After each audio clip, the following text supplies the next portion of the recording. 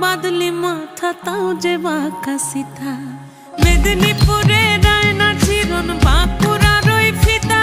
আর যতন করে বাঁধলি মাথা তাও যে বাঁকা সিথা পেছ পাড়িয়া রাজ